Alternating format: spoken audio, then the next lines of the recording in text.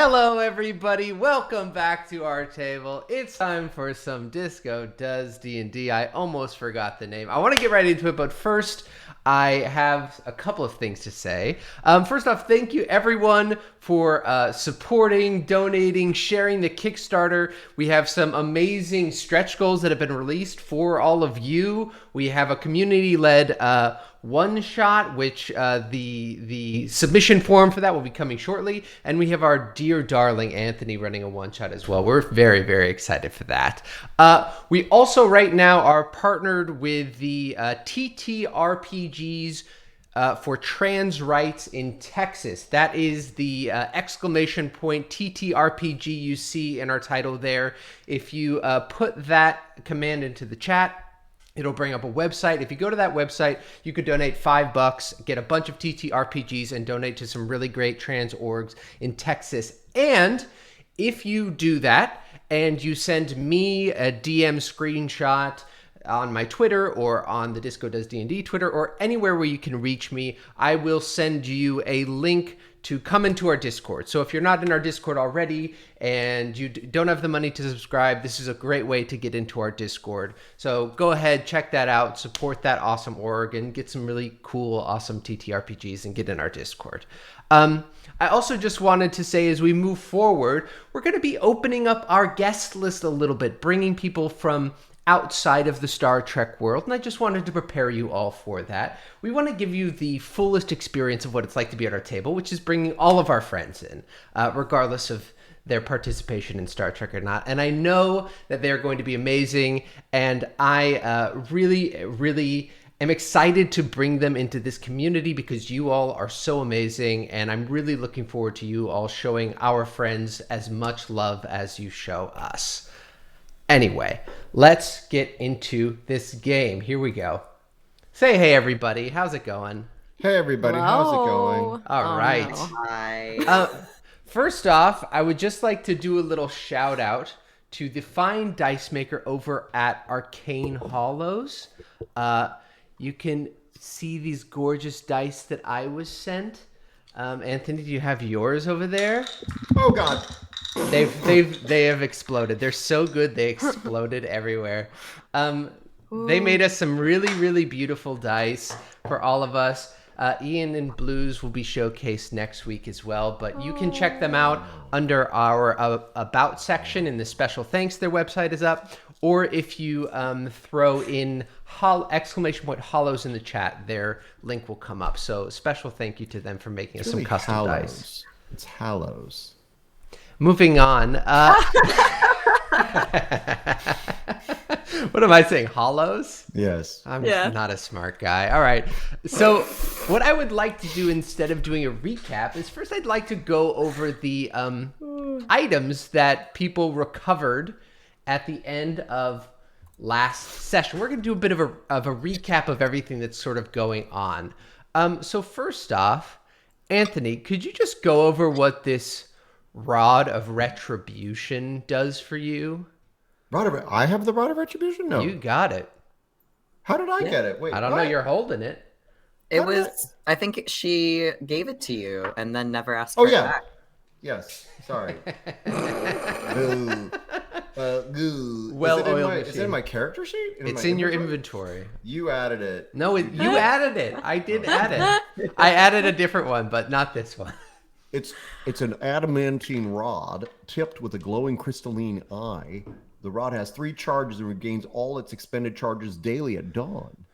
When a creature I can see within 60 feet of me damages me while I'm holding this rod, I can use my reaction to expend one of the rod's charges to force the creature to make a DC 13 dexterity saving throw. The creature takes 2d10 lightning damage on a failed save or half as much damage on a successful one. Badass. I love That means It's that, just for clarity, Yes. that means I have to hold it and so I can't two-hand my staff? It's a free action to switch weapons. So you can one hand your staff as reaction, whip it out, fire the rod, and then replace it and put your other hand on the staff. Oh, interesting. All right, okay. That's just a little preview of what we'll get when Anthony is DMing the one shot. Yeah, That absolutely. I've never heard you make that voice, but it did trigger my fight or flight. I don't know why. It was freeze for me. It got me in the freeze state. Next up, we also you all also picked up this this prayer bead necklace, which nobody has equipped. So I'm gonna drop a link in the chat, which I'm sure won't work, but it's in the chat now. Oh shoot! Okay. There is this prayer bead necklace, which I would love for you to decide who wants it, and also maybe to read the description. You can search for it in your inventory. It's called Elmar's ELMAR' necklace of prayer beads. I was gonna equip it because I thought I had it, but I think it might be better if I don't have it because I would be the first one to go down if somebody goes down. I can read the description in that same voice if you'd like, Blue. Absolutely. Hey, maybe what if we This did necklace has anything else? 5 magic beads made from aquamarine, black pearl, and topaz. If a magic bead is removed from the necklace, that bead loses its magic. Each bead contains a spell that you can cast from it as a bonus action, using your spell save DC as a save if necessary. Once a magic bead spell is cast, that bead can't be used again until the next dawn. All spells within the range of self can also be cast at the range of touch. And the beads are aquamarine beads. Cure wounds is the spell associated with that, which is at 2nd level. Ooh. A topaz bead is lesser restoration. And the black pearl bead is branding smite. Now, what is branding smite, you might ask? It's a spell that you cast, and it affects your weapon, I believe, and it causes more damage if your weapon hits with it. Is that correct? I think so. Yeah. There are 3 aquamarine. Also, because of how Anthony said it, they're not beads anymore. They're now beans. It's a necklace of beads. There's 3 aquamarine beads, which means you can cast Cure Wounds at 2nd level 3 times from it. It does require attunement. So who would like to don this necklace? I nominate Tuyen. Yeah. Because Tuyen would look really sharp in a necklace. All right. Also nominate Tuyen. Okay, I will equip this magical necklace. Wonderful. Okay, So let's you not all- forget that we have it. You have all these available to you, including take a look at branding smite, Ian, because that might come in handy. Yeah, for you. I have never used branding smite before, so I will check that out. Is that associated with paladins normally? It DM? is. Hey, DM, isn't that a paladin ability normally? It is, but under the full description of a necklace of prayer beads, it is included. Interesting. Put the link. So there you go. I don't know who this guy is, but he's hanging around for a while. He's your next character. Oh boy. You're welcome. Yes. Okay. And now, I didn't. As I always forget, I forgot to let you all know that you leveled up after last session. Is there anything exciting with your level up you'd like to share? Well, I got slow fall, which as an Aarakocra doesn't really mean much. It would if I were like just a land-bound monk, it would mean if I fell, I could like literally slow my fall and like crouch attack your hidden dragon style. Level 4 sort of now. Float to the ground. But because I'm an Aarakocra, I get flying speed, so it's not necessarily. I guess there's some universe in which maybe. I'm sure I can but if come up I'm with something unconscious- horrible. If I'm unconscious, then I can't use slow fall. So anyway. Blue, what about you? Anything interesting you'd like to share? Not real. I mean, I got to take a feat or those couple of points, but I did picked a feat, and I chose Artificer's Initiate. I think it's Artificer. No, hey. It's later in the day for you. You've had more time to That's a think. good point. That's a good point. I took that. I'm not going to say which spells I took for that. Great. But I do have a oh god, what is it? The one that you can make potions with. That kit. Alchemy. Yeah, I have Nice. the Alchemist kit, which I thought would be cool. That's given... super cool. Yeah. And Ian, do you want to share, or do you just want to wait until we start our game? I think I want to wait until we start. All right. I do have a question about the Necklace of Prayer Beads. Absolutely. So I'm trying to add it to my inventory. Do I just sort of like copy and paste when I like add a custom item, or should No, I... it's in your inventory. If you search, if you go to manage inventory, Mm-hmm. and then you Yeah, at and the I top, searched for Elmar's necklace, and when it you says... and under add items, when you filter, if you type in where it says filter, if you put in Elmar's I put it necklace- in there for you, Ian. It is now in Oh, there okay. for you. Thank Oh. you. Yeah, because I searched for it and it said no results found. But then you have to attune it. Oh, wait, what is it? Oh. It's You attuned. go down to the I bottom got of you. your You inventory can screen. attune will display here as you make them active. Okay, I'm learning so much right now. Okay. It's very All right. exciting. Yes, I'm super I excited. need this to stop. I need it to stop. You attune your prayer bead. All right. I need it to stop. Now what I want us to do is we're going to go over our report cards. So first off, I would love to hear what everybody's student dice they have, and if they have any aced class boons as well. Blue, do you wanna kick us off? Sure. Okay. Let me see if this is somewhat organized. Class boons. I do have one boon, which is a potion of healing, and I have a boon which is a death save advantage once a day, which I haven't had to use yet. Right. I think that's the boons that I have. Do you have any student dice from any of the classes? I don't think that I ever got student dice. Okay. Ian. I have one class boon from my introduction to Rio Del Mar. That was a potion of healing. And I have 2 class dice from my Performing for the Audience and Performance Divinity and Arcane class. I got a D4 for Performance and a D4 for Arcana. Love it. Rufus, chat Yes. is wonderfully reminding me that you do have a student dice from your club, which I think I actually forgot to give you. You are in the Student Leadership Roundtable, which gives you 1 student dice in Persuasion. I think I forgot to tell you that.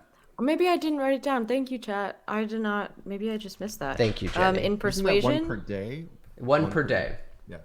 1 student dice. So is it advantage in Persuasion or is it 1d4 to add to a 1d4, Persuasion okay. roll once per day. Is it like once you use it, it's gone sort of thing? For class dice, once you use it, they're gone. For student dice from the clubs, you can use them once per day. Okay. cool? Okay, once per day. And Anthony, you. what about you with student dice and clubs? I have to switch to Tisryn. Oh. I have 1 insight and 1 history. Love it.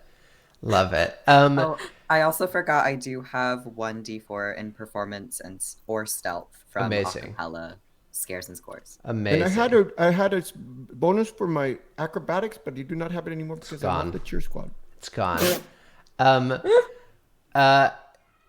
Chad is also telling me, Rufus, you have advantage on animal handling checks from another class you aced as well.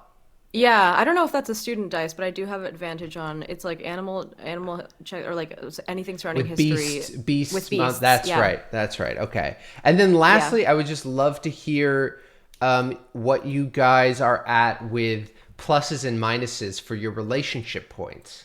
Because even I've forgotten who everybody has relationship points with. Ian, Mine do you wanna, is like yeah. mine is full. Like all the slots are full. Oh my 'cause, God.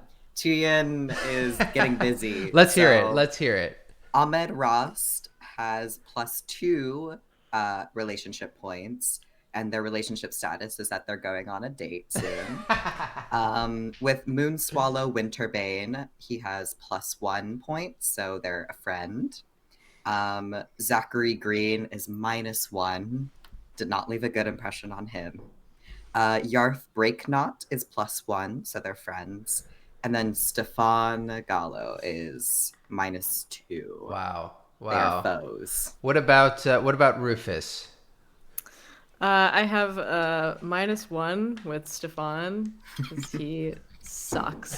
I have I have 1 positive point. I thought mine were all negative. I have 1 positive point with Yarth. I have 2 negative points with Zachary. Wow. Zachary sucks.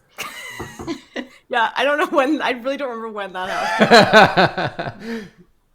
And I have a positive point with Bartholomew. Right. And last but certainly not least, Tisryn, what does your card look like? Your report card.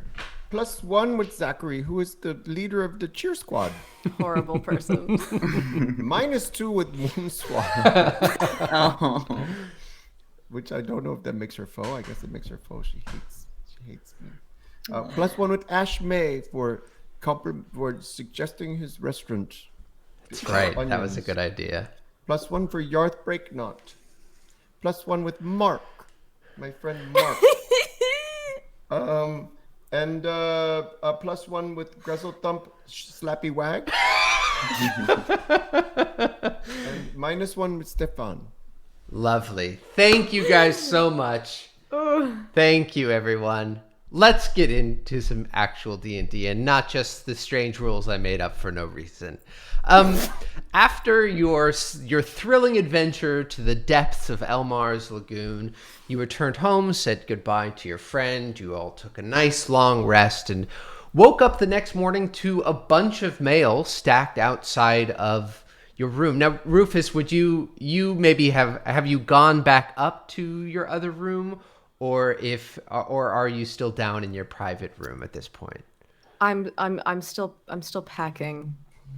So I'm still I think I've moved like the majority of my stuff to the new room, but I'm stalling packing, and then or being like, I'm too tired to walk up. I'll just sleep here. That's amazing. There's a bunch of mail out front. You see it. It sort of almost like spills into the doorway when you open the door. There is a letter from Cress addressed to all of you. There are 2 things for Tuyen. There is a package, a larger package, and then separately there is a small folded piece of paper, just like a piece of printer paper. There's printers in this world, canon. Tisryn, there is a letter addressed to you, and Rufus, there is a smaller letter addressed to you as well. How do we do it? We read it, but one at a time? What happens? Yeah, would you like to go first, Tisryn? Oh, okay. Yeah. Tisryn, you open your letter and you pick up the paper. You can see it's sort of this aged yellow paper, and you immediately know that it is from your monastery. You open it and it says, Dear Tisryn, Master Ungolgo, did I say that right? No. How did you say it? Kolgola. Kogola. Where'd I get Ungogo from? Hit me up before you Kolgola. Wait, what is his name again? Kolgola. Kogola. Master Kogola has fallen into a deep coma. He rests peacefully as if in a deep slumber. The past few days he has spoken only of you, of how much he cares for you, how proud he is of you, and how brave you are. The whole monastery sat at his bedside and nodded in agreement as he spoke these words, myself included. His wishes were for you to remain at Rio Del Mar and continue your studies. The monastery agrees. Though you may have started there to find help for our master, you must remain there to help the monastery. Your master wishes for new ideas, concepts, and questions to flow through our monastery like water, and you will be the current. The monastery agrees. And fear not, the cherished old ways will remain as well. We will do our best to raise the funds to keep you at Rio Del Mar and to keep the monastery running and fed, but any monetary assistance you can provide us with would be welcome. And it's signed someone who you recognize, someone named Master Olnak. This is so nice, but it is also, if I'm current, how can I be a person and a current at the same time? Did you read this out loud? Yes. Oh. I think that he meant, that you are the way that new things will be brought to the monastery. Your education here will mean that you can bring new ideas there, and that the current is a sort of... I will bring the idea of boundaries. Okay. And I will bring the idea of friendship. Okay. And I will bring the idea of the proof that you can almost die and still live. You should write these down Yes. in a list. Yes, Okay. and then take the list. Okay. I also will send them money. I have money to send them. Good. You can also send the money. I'm very honored, but I'm very worried about Kolgola. I hope that he feels better soon. Yes. We'll get to the bottom of this. We'll find out why he's afflicted. Thank you. I want to. Do you want to read your letters privately, or do we share them? Well, I was going to read it quietly to myself. Okay, you do not want me reading over your shoulders. Is that correct? No. Okay, I will stand over here. Great. Rufus, your letter is just sort of a small note sealed with the wax stamp of your family. You unwrap it, and it's just a couple of sentences. It says, "We'll get you a room in the Bailey School soon. Any dirt from the dare say brat, the clock is ticking, boy." And then just the letter A. The complete contrast of energy between those two. Ooh. I'm just going to pocket it and I don't want to say anything. Jesus. Okay. It's just from home. They're saying hello and that I do if I'm doing well and that they send their love. Oh, that's really sweet, Rufus. Yeah. I have a question. Yes. I have a passive insight of. Would you like to make 13. Would you like to make an insight check? No. 13. I thought it was higher. 13. No. I think your passive insight reads exactly how that interaction plays out, which is okay.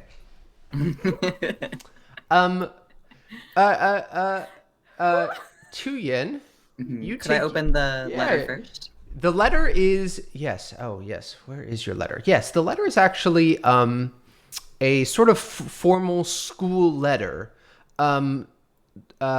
letting you know that the monologues for the school play have been released, and that at your convenience you should go to PA Witherthorn's office and recover these monologues so you can get to practice. It's not really addressed to like you. It's not like a handwritten note. It's very much like seems like a standard letter that multiple people might receive.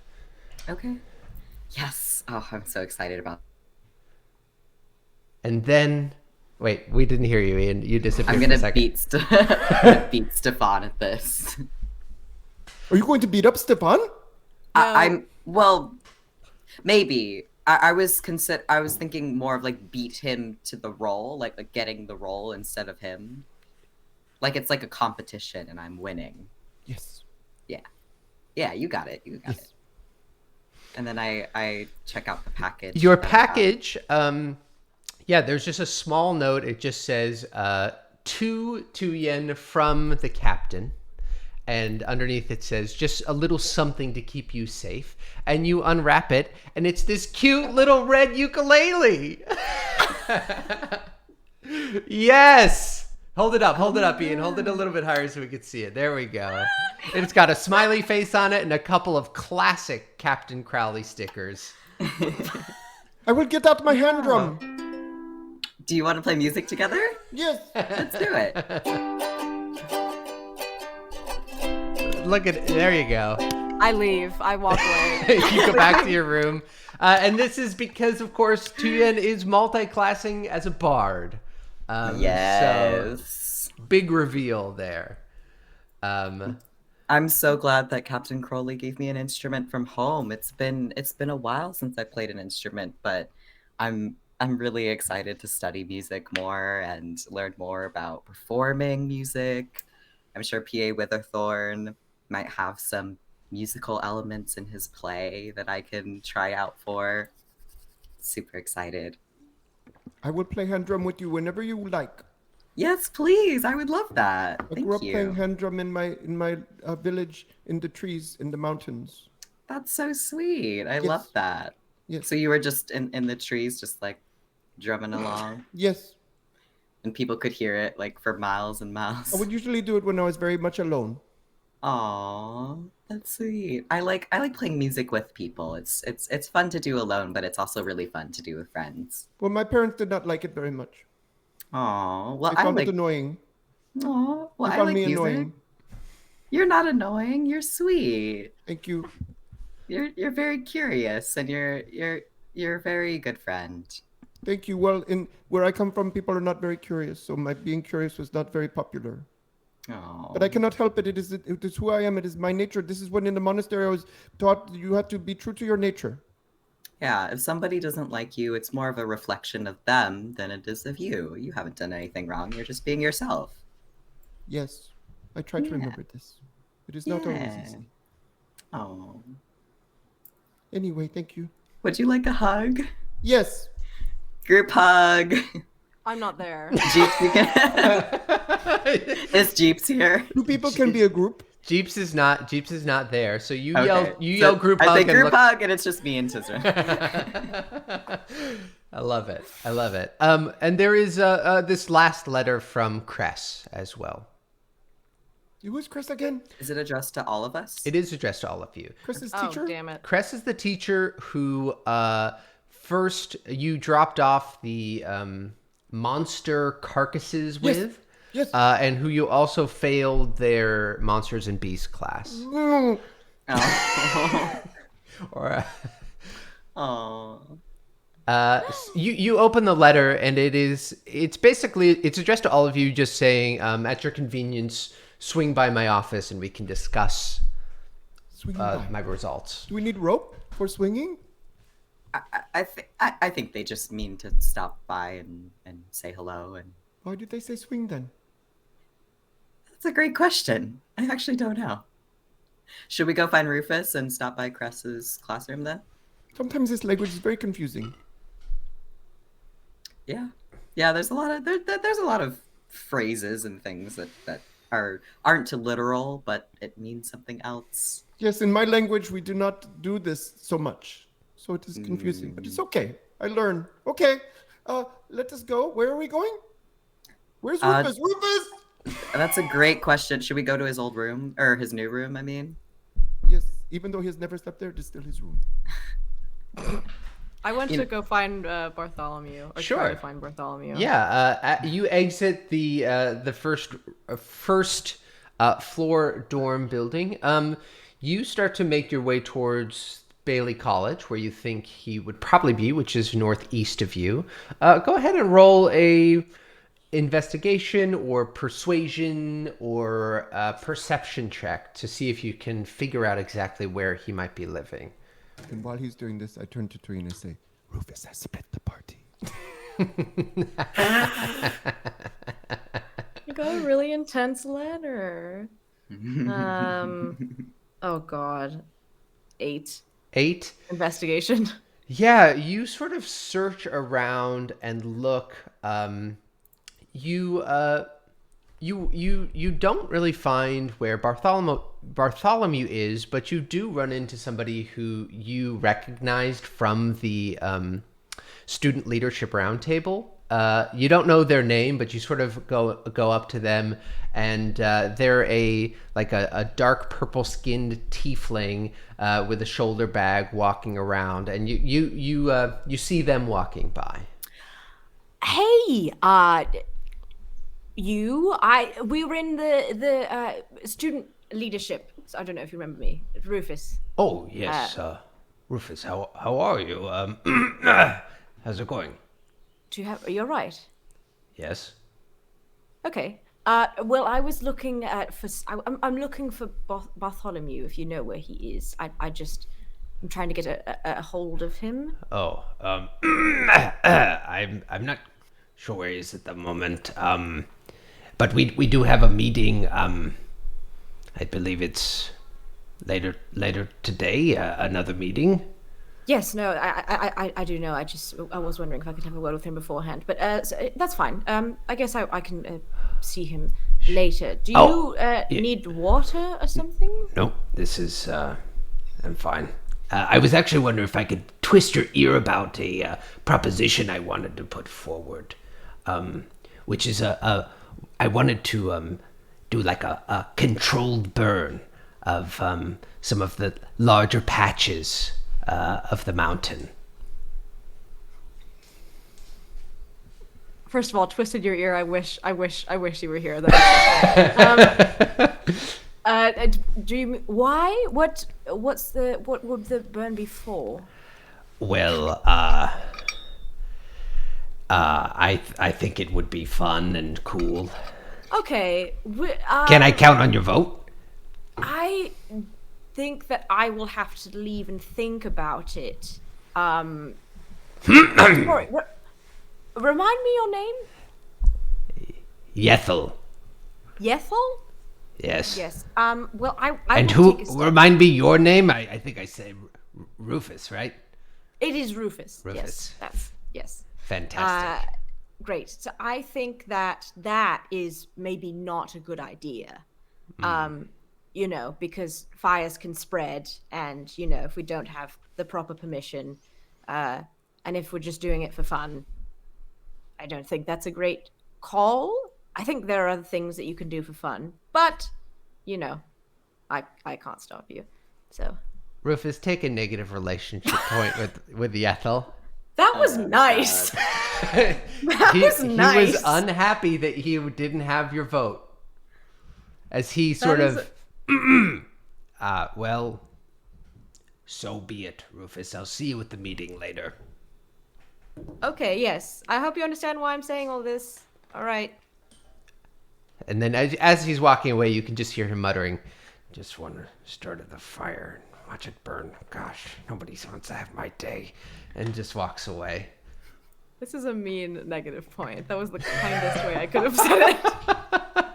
Well, Yethel is the big bad. Welcome to the new campaign. Anyway, you sort of are standing around in Bailey College. You're not really able to find where Bartholomew might stay, but there is a student leadership roundtable meeting later today where he'll probably be. Okay, so I'll start to head back. Tuyen and Tisryn, what are you guys up to? Rufus! We go to Rufus's dorm and see if Jeeps is there. Or if Yeah, Rufus is you there. knock, and then from the door next to it, Jeeps hears this commotion and puts his head out and says, yes, young masters, how may I be of service to you? Where is Oh. Rufus? Hey, Jeeps, we're just looking for Rufus to deliver some news from Cress. I thought he was upstairs in your room. He's not. He must have He's absconded. disappeared. Is he in danger? Is there reason for concern? You never know. In this place, I almost died. Yes, Well, I was that there. is true. I but- was there. Should we go out looking for him? Yes. All right. Yes, please. Follow me. And he sort of pushes past you and begins to exit down the stairs. And right as you all sort of come down the stairs and emerge into the courtyard, there's one first-year dorm building, another one on the other side, and this large stone courtyard in the middle. You can see Rufus walking back towards you all. Rufus, I was so afraid you had died. What? No, I don't. I was gone for 20 minutes. We What did do you not mean? know where you were. Oh, I just hopped over to the Bailey College. I'm fine. We were playing music and you vanished, and then we thought perhaps you had died. Well, I vanished because you were playing music, and I'm back now. I'm fine. I'm sure that you're capable of handling yourself, and I hope that you had a good trip to Bailey College. We got this letter, and we wanted to let you know that Cress wants to see us and talk, so maybe we could head over there soon. Okay.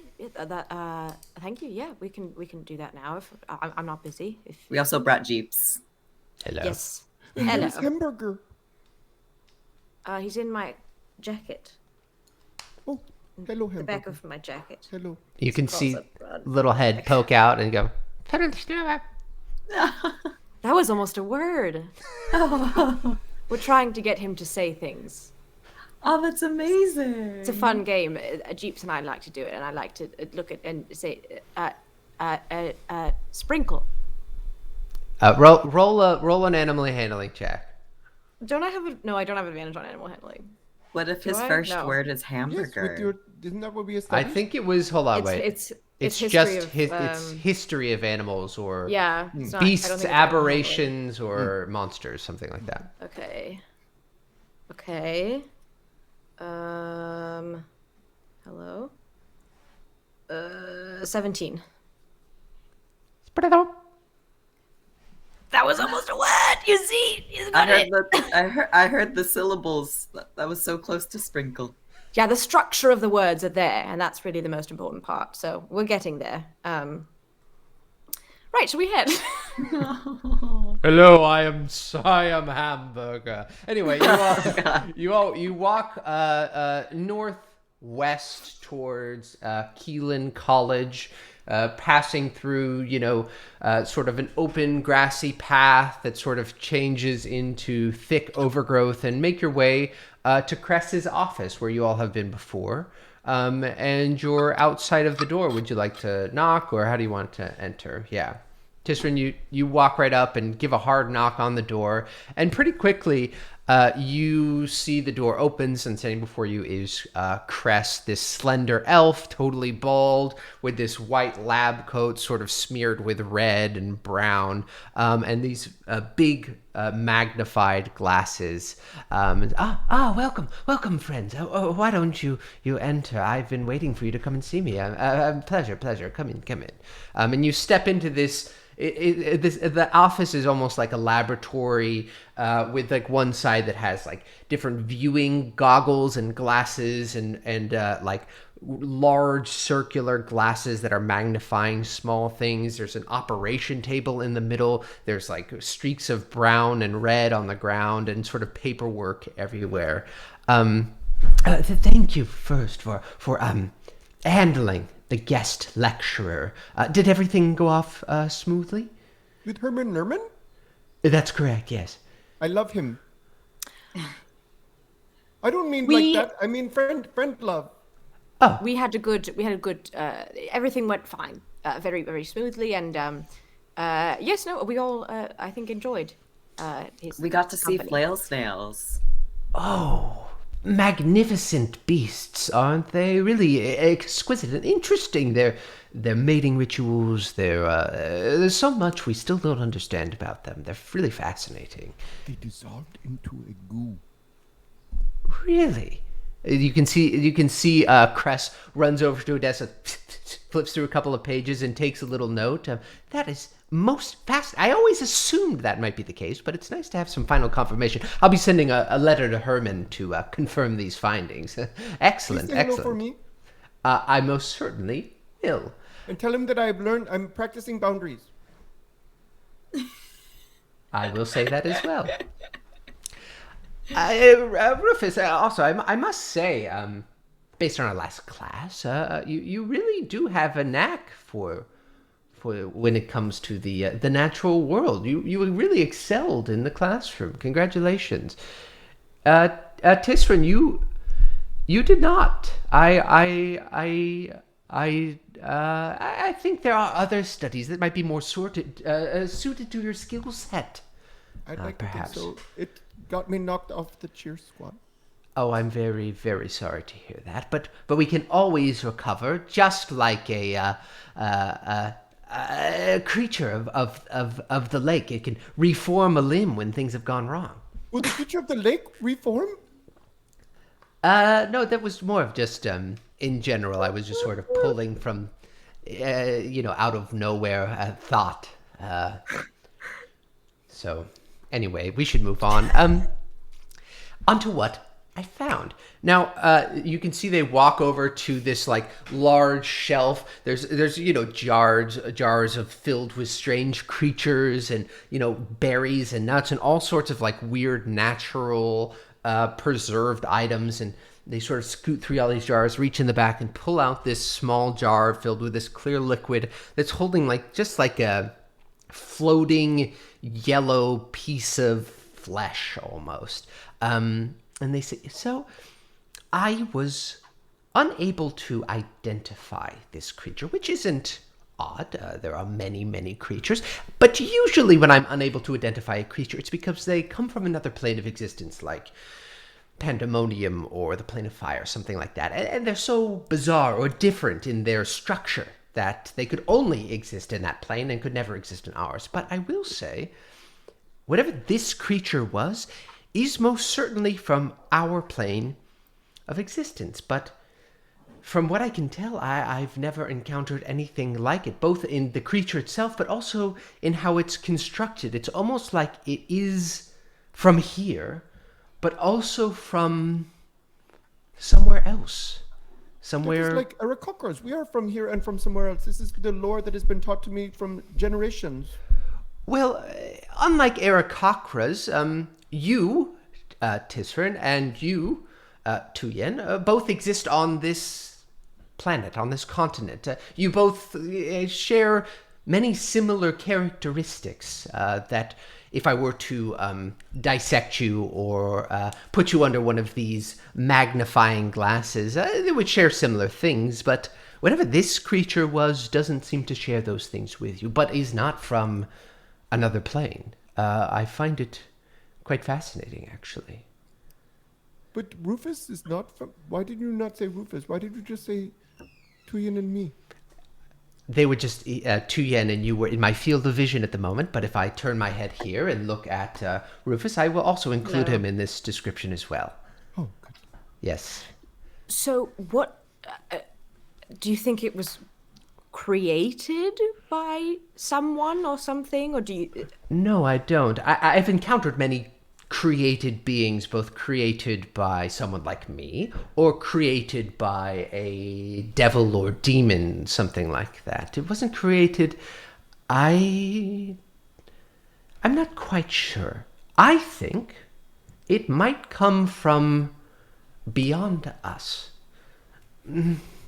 I think your best bet might be to talk with Glor the Star Diviner in Astromundi College. I suspect, though I am not ready to confirm this, that while it is of our plane, it might not be of this planet. Right. Okay. So Glor. Glor the Star Diviner. Right. Okay. Is there another Glor? It is simply his name. His name is Glor the Star Diviner. He's a bit prickly and Do not touch him or you will get stabbed with prickles? No, maybe he's just a bit, not mean, but just maybe a more sharp personality. He's very serious about his work.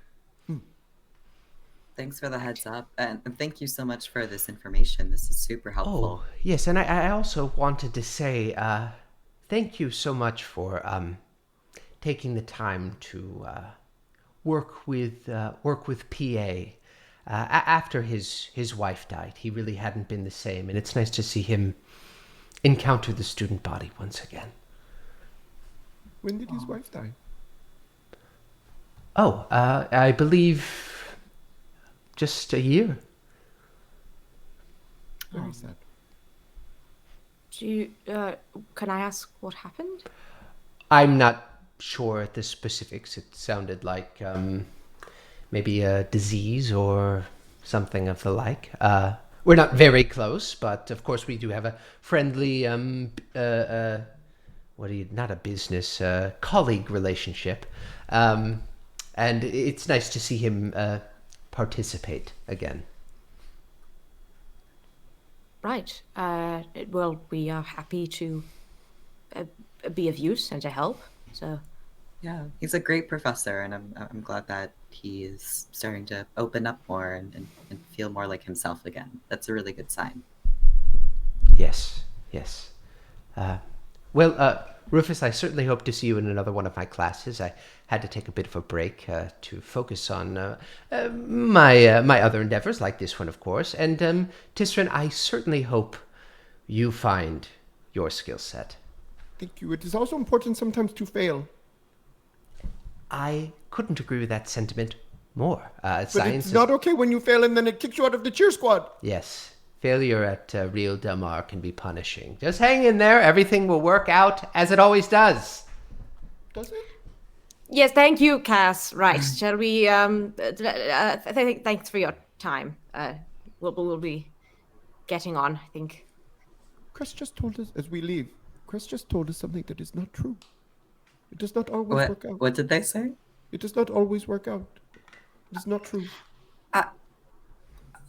Sometimes people try to be like positive and optimistic, and it may not be 100% true, but I respect that they're trying to, look on the bright side of things, or trying to find the positive in every situation, to put it very literally.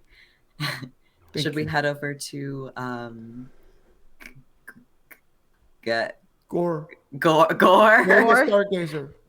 Gore the Stargazer at Astromundi College? I don't think I haven't been to Astromundi College yet. I'm going to be taking a class there myself. I think I'm going to be taking a class, but I haven't been there yet. So we can, I guess. Yes, head over now. Do we know anyone that goes there? Like, any friends that you might have made that have started going to Astromundi College? I do not think Mark does. Does Mark? Mark said that he was transferring to take classes there. It's unclear if he's moved in there or if he's spent time there or if he's just maybe showing up. I don't think Mark goes to his classes. All right, well, we have a map. We can use it. And it's easy enough to find Astromundi College. It's sort of in the northeast section of campus, high, sort of up on the hill. It's almost carved into a rocky hillside. There's the dorms, the classes, and offices. They all face in the same direction.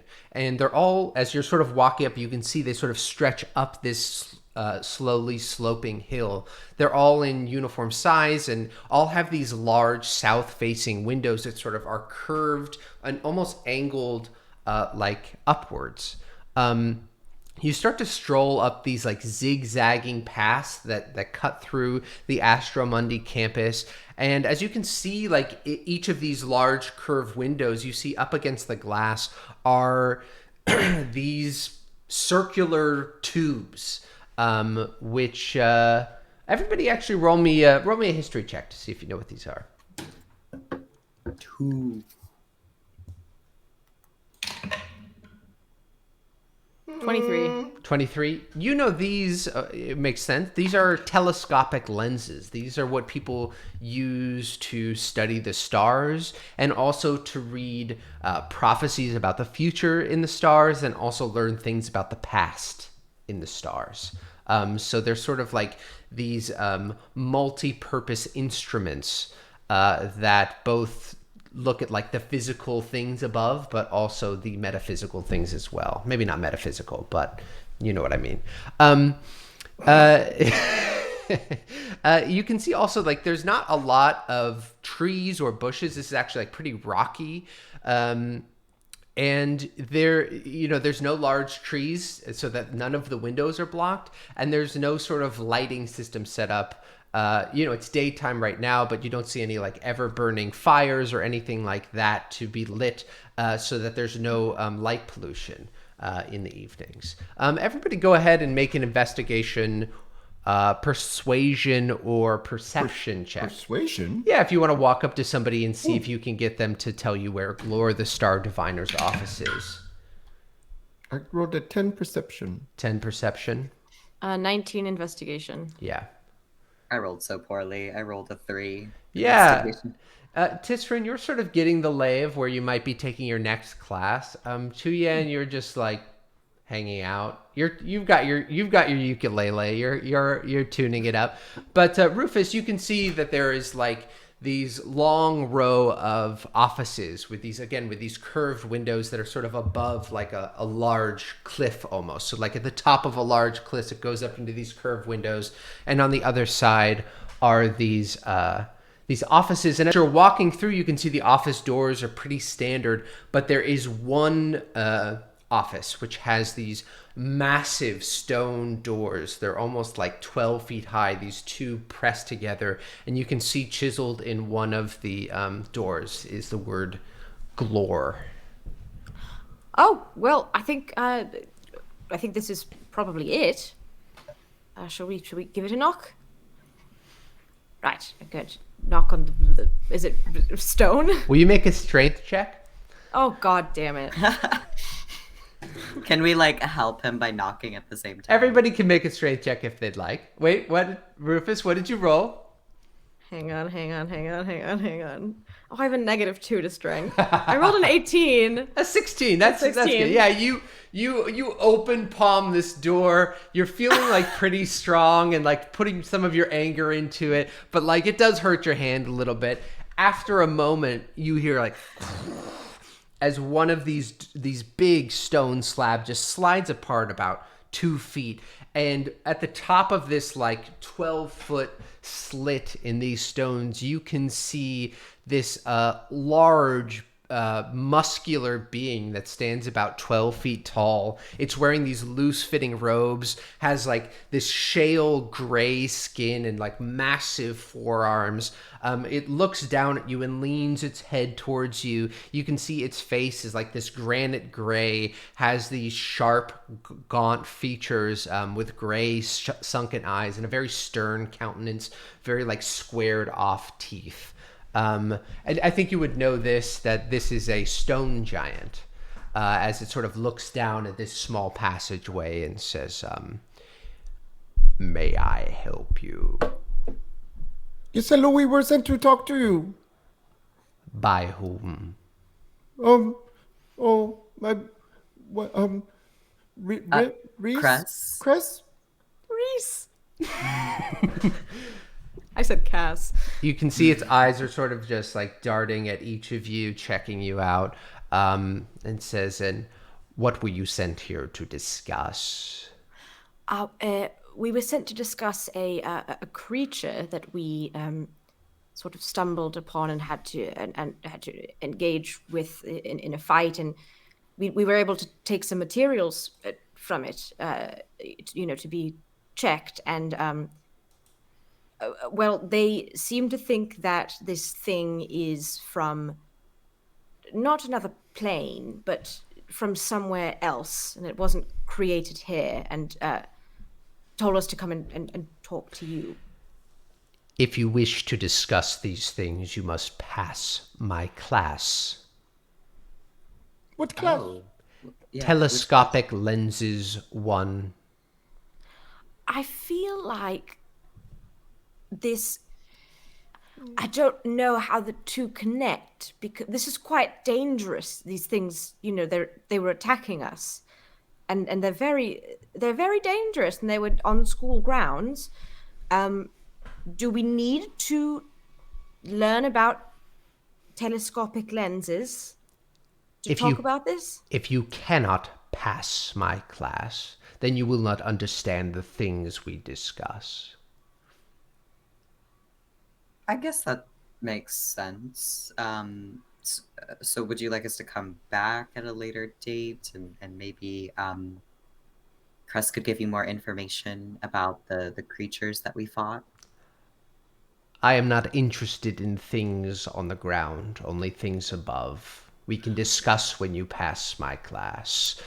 Be warned, it is challenging and difficult, meant to weed out the weak-minded. A class about lenses. We could take the class together and study together.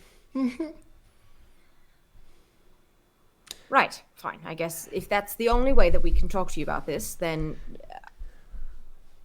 You can see Glor leans very close to you, Rufus. Its head is huge, it's like half of your body, and looks at you with these just like dark, large eyes, and just sort of has this large grin come across its face and just says, yes, lenses. And then sort of stands back up and says, best of luck in class. And you can see its huge arms reach over. And as it's closing the door, where everyone make a perception check. It was cocked. 7. 15. Uh-oh. Where's my perception? In your skills list? 11. 11. I got 15. Tisryn, you just like make out, looks to be like a student, taking notes, maybe even like transcribing notes on the inside. They look very calm and relaxed, just like they were doing work, and sort of looks over their shoulder just see what's going on. They were mainly focused on your work. You can see it's a human with like blue hair and big brown eyes, and you sort of catch her eyes for a second, and the door closes shut. Do I recognize? You don't. There was a student. It looked like maybe student or assistant in there, There writing. was a student in there? Oh, maybe we can talk to them later and see if they know anything. But I guess we have to enroll for this class after we're finished with our current classes. I'm worried about the mentally challenging class. It's okay, buddy. We'll I don't study think you need together. to be worried. It's a class about lenses. I don't think you need to be worried about it. I think he's exaggerating, and I think he's being a bit of a... It's fine. I don't know if there's anything we can do with this now, other than... Should we wait for this student to come out? Perhaps? And do you want to sneak up on this student that we don't know? No, just wait to talk to them. They might be here for a while, though. Like, maybe we could try. We could try and wait for a little bit. Do we also want to, I don't know if, Rufus, you ever told your friend about the house that we checked out for the Rager? I was meaning to. That's actually where I went earlier today. I was trying to find him, but I couldn't couldn't get a hold of him. I will see him later, unless we want to go tell him now. But I'll see him later for our If you're club. seeing him later, that's fine. Yes. Interesting. Shall we wait here? Well, for Noah, when would we be able to take this class? Well, you could take it after your next round of classes, presumably. Okay. Maybe even if you wanted to, we could. I wasn't sure if we get to it. You could switch classes too if you wanted to. You might be able to do that as well. You would probably have to go to the Academic Resource Center and talk with Millie about switching classes, but you might be able to do that as well. I cannot talk. I was told never to have a conversation. Is there No more conversation. Is there another like? Because he's quite an important teacher in this college. Is there another kind of head of this college teacher? You don't know. Another door that looks really important in this hallway? There looks to be a couple other faculty members here. You don't know if this door is of particular importance because it's like the dean's door, or just because he's a stone giant. He has these things that's like made just for him. I mean, you would know that there are other Astromundi teachers because you've already signed up for their classes. And they would presumably be in this area, like this stretch of offices as well. Maybe we should wait for the student. I don't think that's a bad idea. You can try that. Yeah. How long would you guys like to wait for? Let's start with 1 hour and see how it goes. Yeah. Yeah, we can check in as we And go. I would say, Rufus, your meeting is probably in 3 hours towards the end of the evening. Okay. All right. Well, I'll roll to see what her schedule's like. An hour passes and nothing happens. No one exits. Tisryn, Maybe would this you like is to play some stupid. music with me? Oh wait,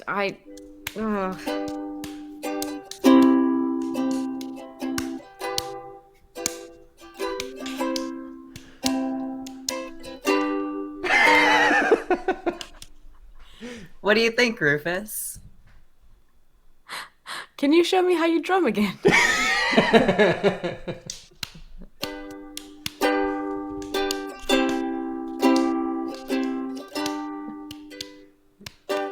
Really good. So that's how you pass the first hour. Oh, can I try one thing while we're also in that hour? Absolutely. I've just got a hamburger. I'm really trying. Chicken. Roll an animal Chicken. handling check. Shit. Oh no. 4. Wow, that was much more syllables than what you were trying for. Yes, it wasn't chicken. That's fine. We're good. We're getting there. Pat on the head. I Can identify you with the say, difficulties learning this language. oh, That's... hamburger? Hamburger? Tuyen, make an animal handling check. Oh my god. Got a 14. Whatever. Oh, that was something. That was somewhat in the vein of hamburger. He's very close. We've tried hamburger a lot. It's been a while of trying to get him to say his own name. I have one. Oh, go ahead. Calisthenics. Oh, Tisryn, go ahead and roll an animal handling check with disadvantage for that word. Oh god. Because I don't even know if I can say that word. 9. That it's kind of like yeah. it's kind of like if you need glasses to read. Like you kind of have to squint if you don't have them. So you have to really listen. Right? It's sort of like calisthenics. You have to really like put a different listening. It's having a whole conversation. He's very intelligent. All right, let's see if they come out in the second hour.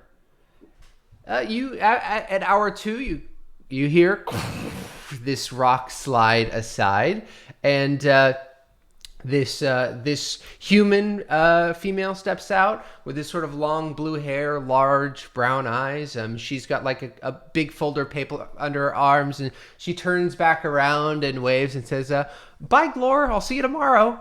And then steps out and begins to just walk down the path past you all. Hello. Hey. May I stop you? May we stop you and ask you? I some love your questions? hair. Oh, do I know you? Are you in a cappella with me? Oh yeah. And Tuyen, it doesn't quite register. Perhaps you saw them, maybe you didn't. You're not quite sure, but this human comes up to all of you and says, "Hi, I'm Trina Lee. It's nice to meet you all. Remind me your name. I'm sorry, I've forgotten it." Oh, hi, I'm Tuyen. Tuyen. Nice to meet you, Trina. Nice to meet you too. How's your scaring going? It's going. Yeah. Who do you want to talk about who you're Well, no, of course I can't tell you that. Oh, Come okay. on. Well, yeah. Okay. Well, good luck. And Tuyen is sweating just a little bit. we had some questions. Yes. For What? you, if that's okay, if you have a moment. She kind of looks down at her. I don't know. She's not wearing a watch. She pulls out a pocket watch and looks at it, clicks it, puts it back into her little. She's wearing that's a a little cool suit pocket jacket. watch. Puts it. Oh, thanks. My grandpa gave it to me before he exploded. Oh, Whoa, that sounds intense. What kind of questions did you want to ask? Glor the Stargazer. His name's told us- Glor the Star Diviner. Glor the Star Diviner. Yeah? Sorry. Glor the Star Diviner. What is a diviner? I think it's somebody who discovers or uncovers stuff.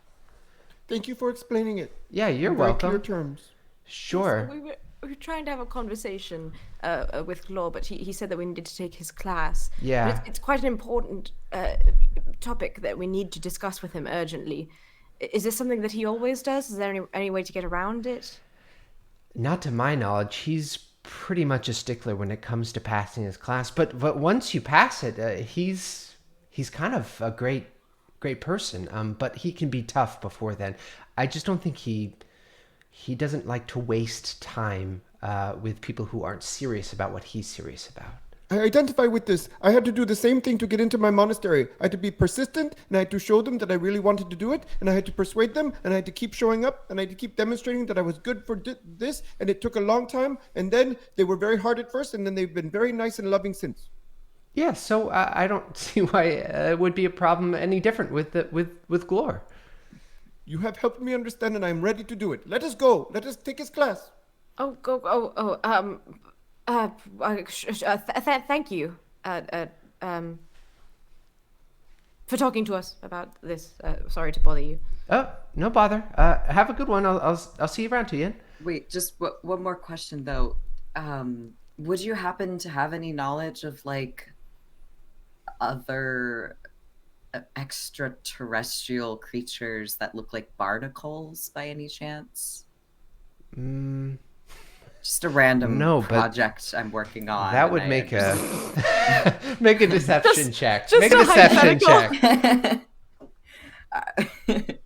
You know, I'm thinking of writing a musical, and I just wanted there to be some cool aliens characters in it. Sure. You're writing a musical? You rolled a 6? Yeah, I'm writing a musical about pirates, and they fight all kinds of monsters, and they sing and they dance. It's gonna be great. I did not think you were telling Tisryn, you rolled a 6? You rolled a 6? Yeah. She says, sure. No, I don't know anything, but if you find anything out, let me know. It could make a great article. Article? Tuyen sweats even more profusely. Yeah, I'm the lead reporter for the Mother Snail newspaper. So you should know. Should we tell her things? And tell me what. You can see she's immediately starting to perk up with interest. You can see this reporter sort of lean in. Does this fall into the realm of boundaries? Oh, no. Sorry, we actually we do actually have to run as well. We've also got a class. We have to run. But you know, if we do have things, we'll get in touch with you. Is that all right? Yeah, sure. Are you sure? Tisryn, that's your name, right? What exactly is going on? There are many things going on. I messaged Tisryn. Just shut up. Shh. Like it's me. Like what? I think what Tisryn was trying to ask is like, where could we find you? You know, later on, if we had questions for you or information for you. Like, sure. I have. Where's your door? Don't say. I would like to tell you that there is a dean who kicked me out of the cheer squad. Oh God. That was a very big deal for him, and he's very upset. Wait, a dean did it, or one of the guidance counselors? Dean? No, guidance counselor. What? Okay. Well, a leader? They're leaders? I think this was kind of traumatizing for him, and so his memory might not all be in order. You know, it was very upsetting. Well, look, if you want to continue this conversation, you can find me at my dorm, and you can see she sort of points over this sloping hill to one of like the dorm buildings. There's no stories in any of these dorm buildings. They're all single units, and she points down to one and says, you can try and find me there or in Glor's office studying, or at the Mother Snail offices. Maybe I'm writing an article, which sounds like I might need to do. Okay. It was really nice meeting you, Trina. We'll see you around. Nice to meet you all too. Thank you. Right, let's walk. As we walk away, I whisper to Tisryn and Rufus, "She's the person I'm supposed to scare next. I'll need your help with that at some point." I almost scared her, but then I thought I should not do it anymore. Why were you going to scare her? Because I think every time people talk about scaring, I should help. But then I did it with Moonswallow, and she hates me. Well, we could brainstorm a scary thing that maybe leaves no hard feelings afterwards. I'm not sure if people really enjoy being scared though, so it's kind of it's a thin line. She did point out where her dorm is. Yes. So that's helpful. Yeah. Right. Okay. I could fly above her right now. She would not see me coming in and land in front of her and squawk. You know, I don't want you to have another bad relationship with someone, but we can figure out how to set up something so that she doesn't know that it's us, you know? Okay. And then we can just hide, and then she doesn't have to know. I like to hide. Okay. Question. Why do you not want her to know things? Very bad things are happening. Yes, but you do remember that the PA told us that it was, we were to keep it to ourselves. But not to faculty. But the faculty would read the newspaper, and they would find out. Everybody would read the newspaper. The newspaper is for the entire school. And so that there's might cause... someone bad that we're trying to hide from, or have a advantage on I thought it was for students. Stealth. Well, yes, but anyone can read a newspaper. You can pick it up and read it at any time. But if it says it's for students, faculty can still read it even though it says it's for students? Yes. Yeah. Yes. There are probably things that I've never read because I did not think I could because it did not say I could. You can read anything. What directions do you follow when you read something? What does it have to say for you to read it? I usually only read what someone hands me to read. So you've never picked out a book for yourself? No. It's just been things that people have given you? Yes. In the school library, you can go to any book you want on the shelf and grab it and just check it out. And as long as you bring it back, you can read it. This is fascinating. Yeah. At the monastery, it was not like this. Oh. We were given things. You can read. We would not be ready to read the other things. We were told you read this, and then you read this, and then you read this. I think you're gonna have a great time exploring what kind of books that you like reading. Tisryn, if you want to I was thinking about maybe taking this class today, if we have the time to run over and possibly ask to change our class for today. We don't have to all do it together. I think as long as one of us does it, maybe. You want me to do it? I think maybe we could try all taking it together. That way we could study and help each other pass the exams.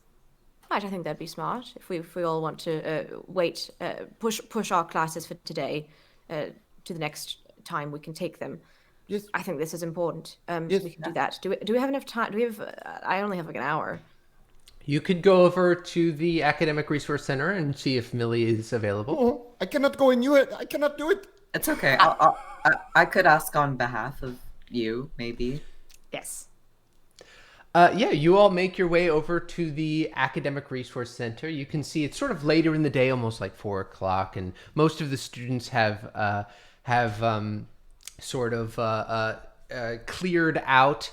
You can actually see as you're walking towards it that the door swings open and a student sort of dejectedly walks away and turns away from you all.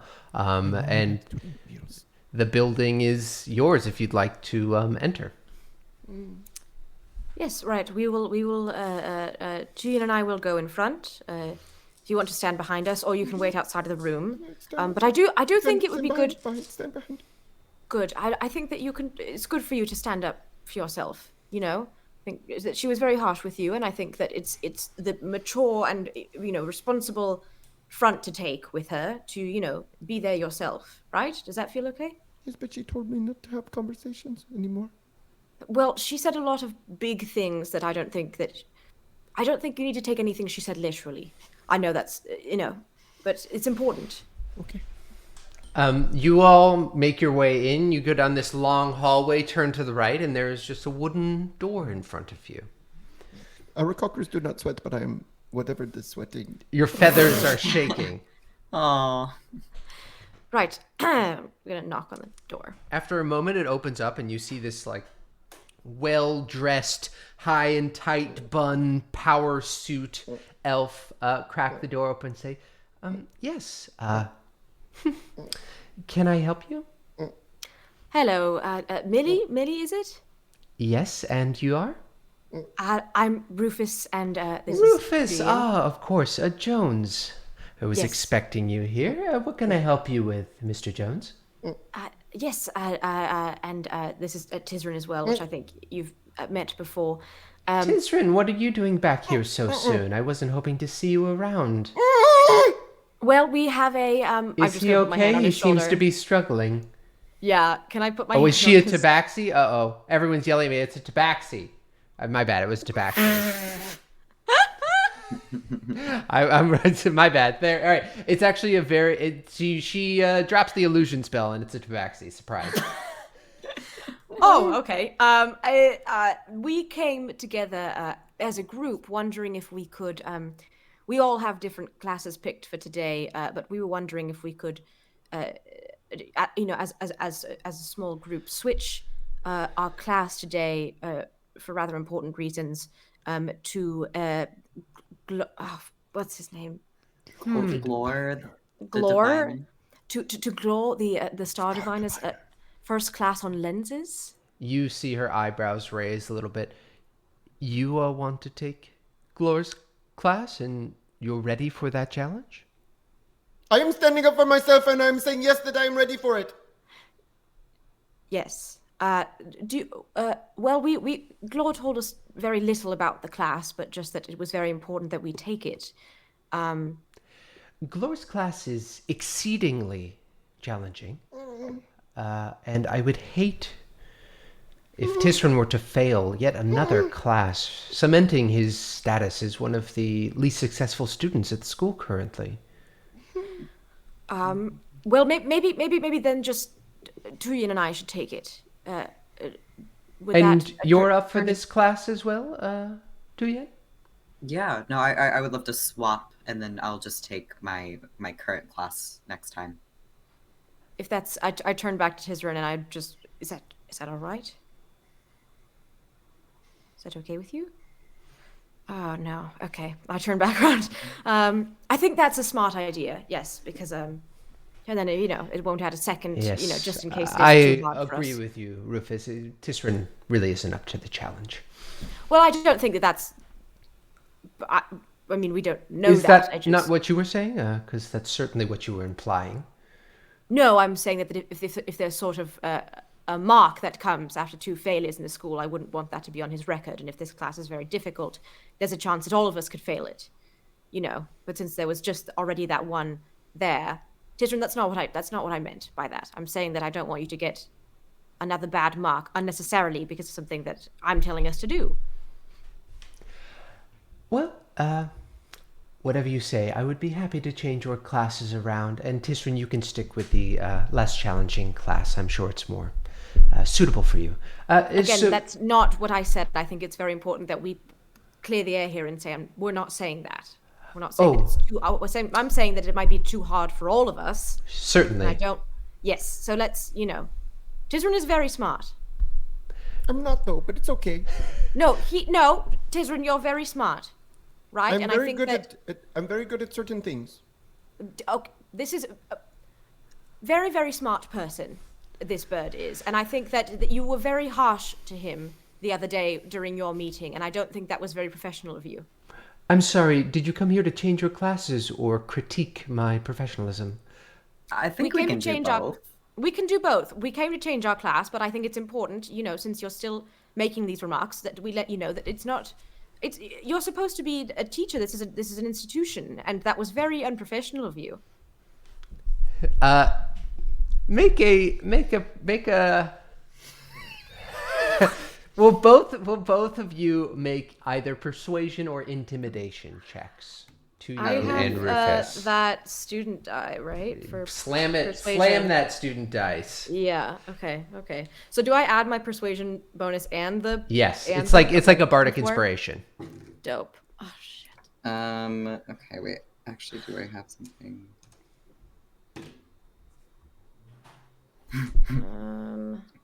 I think I'm gonna give myself my bardic inspiration. Sure. It's only a 10. A 10? What did you do? You did intimidation or persuasion? Persuasion. Oh no. A 1d6. Oh no. This is why I can't be nice. This is why you should never be nice. Damn it. Okay, I got a 16. A 16.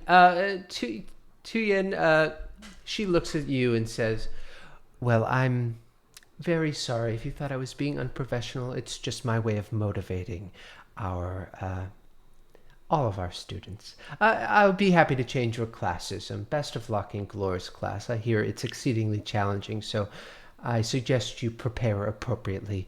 And Tisryn, you certainly have found some friends. At least you have that going for you. Is there anything else I can do for you all? I think that'll be all. Thank you. Will you all have a lovely day? If we were ever to tangle, I would best you in combat. Will you roll an intimidation check, Tisryn?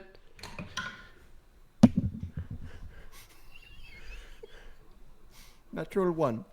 Oh no. She looks at you, Tisryn, sort of looks you up and down, and this small smile starts to crack on her face, and you can see her sharp tabaxi teeth just glint for a moment as she looks you in the eyes calmly and just says, I'm sure you would, Tisryn.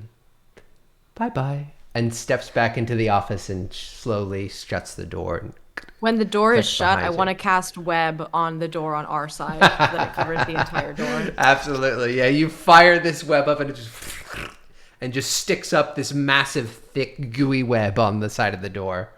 Is there Bitch. like a superior? I agree. No, I absolutely agree. Is there like a superior that we could write a very strongly worded letter to talk The about leader. her? Well, The there's got to be leader. someone higher up than her, though, like the No, dean the or leader, the something? dean. The leader. We Okay. could talk to the dean. could talk Tisryn, to you do understand that I wasn't saying that you would No, probably I fail this appreciated class. everything you said. You made me love you more than I already loved you. That's a lot. But what I'm just saying that I did, that's not what she was saying. Was not what I was saying. I know. I was very I'm clear worried- about that. Okay, But you are not okay. correct that I'm not smart. No, I'm not very smart. No, It's okay. I think No, I I think think you're you very are. No. intuitive and you're very Yes. curious Yes. and you love to learn and you ask a lot of questions Yes. and those are all signs of a great student. That's Yes. what Why? But I'm that's not what students smart. should do. Is want to Why? learn. I feel like you adopt things that you hear from people. So who first told you that you weren't smart? Where did you get that from? From first moments of life, probably, as soon as I could understand language. Whoa. Okay. Oh, buddy. I don't think that that's true. It's true. Mm. It is but true. but who I'm determines very good at some that? things. I'm not smart. Well, everyone is good at some things and not other things. Mm-hmm. There's not a person that's just good at everything. And that doesn't mean you're smart or not smart. You are very good at some things, and you are Yes. very smart at those things. My brain is involved. Yes, your brain in the is things involved that when you. in the things that you do. Your brain is involved with everything, But my brain including. was just for thinking. No. Learn, like- Oh, so you You're- mean that you're- you don't think that you're using your brain when you talk and when you do things and. Oh, okay. Your brain actually helps you do calisthenics in the morning, and so your brain and body coordination are amazing. That's something that you're amazing at. You're very intelligent when it comes to athletics. I love that thinking. I love. This is truly the best, the most perfect encapsulation of talking to someone who has never gone to therapy. This is it right here. Oh, So you thought no, your brain is in charge of everything that you do, not just the inside thoughts that you have to yourself. It's in charge of everything, of you moving your body and talking and having conversation and taking classes and everything.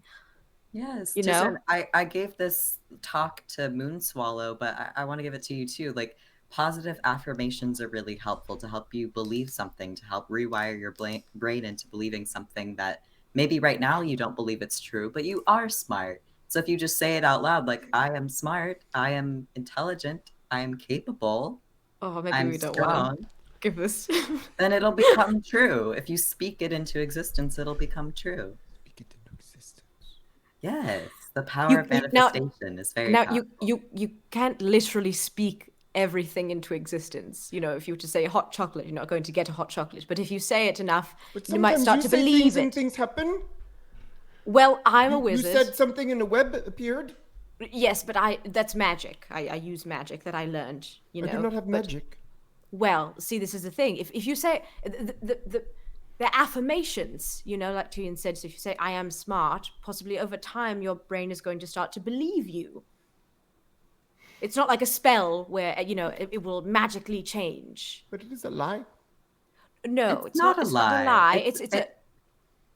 You It's go. something that becomes true to you the more that you believe it, the more that you believe in your own ability.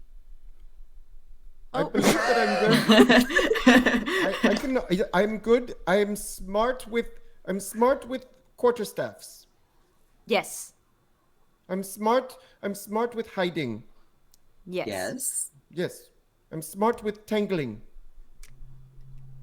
Yes. Yeah. Yeah. I'm smart with friendship. Yes. Yes. Except with Moonswallow. Oh, it's okay. Well, There was a bit of a misstep there, but that's all right. With that, you guys have all been walking and having this conversation back to your dorms. Rufus, it's probably time for you to go to your meeting with the Student Leadership Roundtable at this point. Do you need protection at this meeting? Would there be tangling? No, I'll be fine. It's just my little nightmare of a class, but I will get through it, and I'll be back as soon as it's over. But I'm going to talk to Bartholomew about the house that we went through. Good See you all luck. later. Thank you. You make your way, sort of, you break off to the left and north and go to the meeting hall, this large room, and you can see that oh shoot, what was their name? Yentl? What did I call them? I already forgot. Yethel is there. Yethel is there looking sort of disgruntled, but Bartholomew is at the head of this long table, and a couple of other folks are sitting around as well. As you step in, take a seat, everyone is sort of fixing their notes and stuff like that. And then Bartholomew stands up and says, well, thank you everyone for being at the second meeting of the Student Leadership Roundtable. Things have been going very well in campus so far. Rufy, I hate to put you on the spot like this, but I was wondering if you're able to suss out the location I provided for you for our new student bash. Yes, and we can have a sidebar conversation later about Rufy. But yes, we did go to that house, and there, funnily enough, there is a ghost living there who is very, very, very kind. And there were two other ghosts of poachers, I believe, that we did get rid of because they had malicious intentions. But he's a lovely man who's there, and would be very happy for us to throw a party. So I don't think it'll be a problem. Well, that's fantastic news. Thank you so much for doing that. I really, really do appreciate it. I mean, since you've done really all the hard work, perhaps you would like first dibs of choosing the theme for the party. I've been able to secure plenty of funds to provide any theming or decorations or food, drinks, anything like that. But if you have any ideas, we can discuss it now, or perhaps we could chat later. Up to you. Oh, maybe I'll take some time to think about it. Rufus has never been to a party. I've been invited to a party. Yes, I'll just get my brain juices flowing and think of a cool theme and let you know. Yeah, wonderful. The rest of the meeting sort of winds on. There's some light topics. Yethel proposes the controlled burn, which everybody votes down. He gets no votes and looks very unhappy by that. And afterwards, as people are clearing out, Bartholomew comes and sort of pulls you aside to have a quick conversation and says, "Thank you so much, Rufus, for doing that for me. I'm so sorry. It sounded a bit dangerous. Is there anything I can do to make it up to you? I'm very sorry." No, it's all right. I mean, we got through it all right. And that was the whole point, to go and see if there was anything that would be dangerous, that wouldn't, fit into a party setting. So my roommates and I got into it and sorted it out. Did you have any ideas for the theme? We could do underwater or fast dancing. We could do fire. I don't know. I'm not very good at themes. I kind of thought you might have a good idea. Well, I'm actually not very good at themes myself. I don't know if. I think fire would, probably, set off the wrong people. Yes.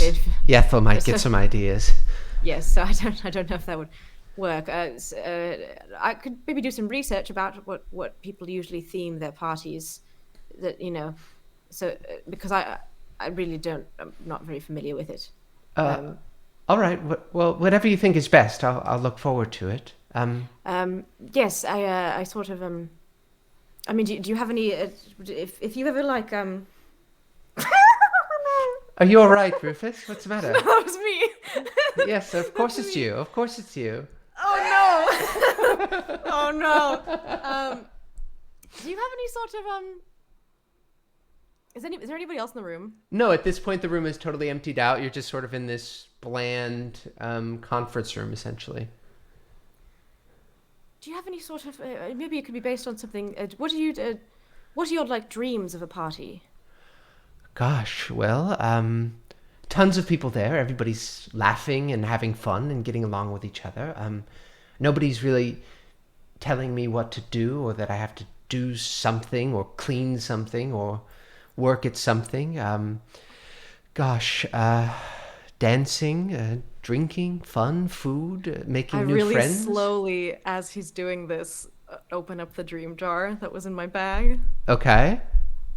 You do have to give up an appendage to steal these dreams. What? I thought it Yes. was just to use the other parts of it. It is a spell component. It's like a finger or a toe or a limb or an ear. Shit. Okay, in that case, he just sees me open up a jar. Make a sleight of hand check. So you have to use an appendage even if that's like the sole purpose that you want to use it for? It's not just like the other parts of it that can be... Exactly. Okay. God damn it. That's a nat one. Nat one. Of course, of fucking course. So something in that jaw, Rufus. What is that? Oh, that's my idea jar that I opened to get ideas. You see, to go. Oop, oop, Oh, an well, idea. do you have an idea? What's your idea then? Swimming. That's a bad idea. Swimming? No, I take it back. I don't like that A idea. swimming party? Yeah, but there's no pool. I don't think it's a good idea. Silly idea. No.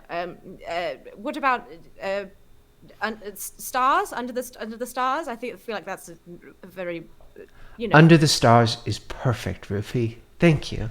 I'll tell everyone at once. Oh, what a wonderful idea. Rufus is fine, I think. Oh, you can see his face drop a little bit. Oh, I'm sorry. You're right. Rufus, No, that's that's a fine. fine idea. Rufy is fine. That's all right. I was wondering if you wanted to maybe we could have a further discussion. We've always been around our parents. If you wanted to have lunch or something like that at some point. Bartholomew sort of steps a little closer to you and puts his hand on your shoulder and says, "Truly, nothing would make me happier. Perhaps tomorrow. We could meet at oh God, what's it called? It's called Big Jim's, of course. Big Jim's. Yeah, Big Okay. Jim's Russian Tavern. Russian Inn Tavern. There we go. I've remembered it. We'll meet at Big Jim's tomorrow for lunch. Sure. All right. Cool. A nice lunch at Big Old Jim's. Listen, I know that our families have never really gotten along in the past, but I'm hoping to put that behind me, at least. I don't know if you're willing to do the same, but I could certainly use a friend. Me too. That's on my list of things as well to do. So we're on the same page. Lovely. I'll see you tomorrow, Rufy. Okay, goodbye. Bartholomew walks up. Will you take a positive relation point with Bartholomew? Anything else you'd like to do as Bartholomew leaves? I don't know, throw up into a bag. Tuyen and Tisryn, is there anything you both would like to do? It's near the end of the day, correct? It is near the end of the day. There is your date with Ahmed, and there is gathering your monologues as well. Okay. Could I stop by PA's office and Sure. collect the monologue? Do you want anybody to go with you, or would you like to go alone? I could go alone. All right. Yeah, you head over there, you knock on the door, and you hear a voice, "Come in, come in." You step in, and you can see that P.A. Witherthorn's long office is dimly lit, and he's sitting at his desk, and you can see he's holding a glass with some wine in it. And he's, Tuyen, come in, come.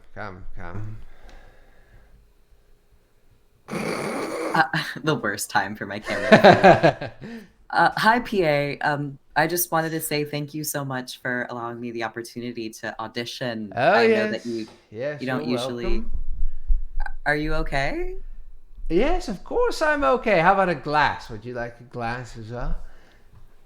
Sure. Yeah, I'll have a small We'll glass. have the good stuff. And you can see he reaches under his desk and pulls out an already uncorked bottle and pours you a pretty steep glass, not really paying attention to your request, and says, sorry, what were you saying? Oh, I wanted to gather the monologue Ah, materials so that I can yes, audition. yes, yes. We've got the three here. He reaches in his desk and he says, let's see here. We have. Let me explain how this works. There's three monologues. We might sort of pop one of them on you. It doesn't mean you're getting that part, but this is just how we get to callbacks. We have the brother, the jealous man, and the wives. Here you are. Practice these three because you never know which one might come up. Okay. I love a genderless casting. That's awesome. Okay. Hey, Well, how is the captain doing these days? he's doing well. He just sent me a gift. He sent me an instrument, and I'm still carrying the ukulele, so I pull it out excitedly and show him. Ah, lovely, Yeah. lovely. You want to Yeah, play it's something for me? sure, You know, sure. I could have been where he is if things had gone a little different for me. Could have been out there in the world, going on adventures, but I'm here instead. Oh, well, I think it's great that you're a professor. I mean, you're helping shape the new minds of the next generation of performers, and that's awesome. That's a Yes, great job. yes. I'm glad you approve. I'm glad you approve. I owe you some healing potions, I believe. Isn't that right? Yes. I picked Yeah, these thank you up. so much. You can see he gets up and kind of stumbles over to a cabinet and reaches in. He brings out two these larger healing potions, and as he turns, you can see one slips out of his hand and crashes and splashes on the floor, and sort of steams as like glass shatters everywhere, and sort of some of the liquid splashes onto your leg as well. Oh, I'm sorry. Here I got this from Cress, I believe. She's able to spare a couple of potions. Here you Oh, are. oh, okay. Would you like help cleaning this up? I don't know. I've got it. Are you sure? I don't mind. And Tuyen just starts like kind of gently brushing without touching any of the sharp edges, just like brushing the glass pieces into a pile. As you're doing this, he's sort of looking at you and says, "So you think you have what it takes to be a performer, then?"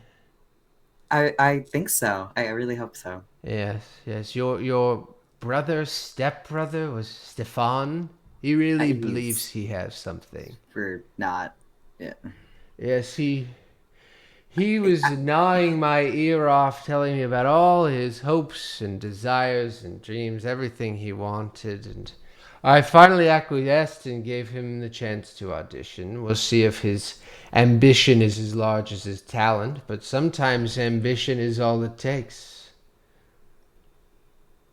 Yes. Drink up, friend! And he sort of lifts his thing up to cheers you. And as you cheers, you can say he takes a large gulp of wine.